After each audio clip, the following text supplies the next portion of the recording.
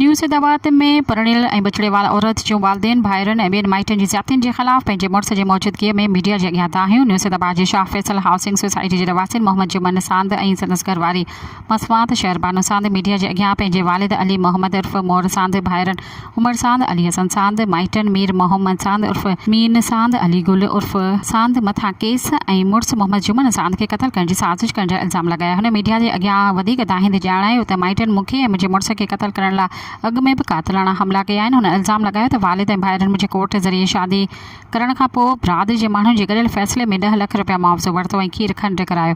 मुंहिंजे बावजूदि फ़ैसिले जे ख़िलाफ़ वर्ज़ी करे रहिया आहिनि ऐं मुंहिंजो वालिद संदसि मिल्कियत में ज़मीन मां क़ानूनी ऐं शरीयत मूजिबि हिसो नथा ॾियनि।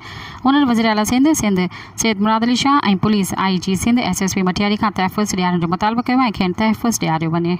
सब्सक्राइब कयो अवामी न्यूज़ HD खे ऐं ताज़ा तरीन ख़बरुनि लाइ ॾिसंदा रहो अवामी न्यूज़ HD।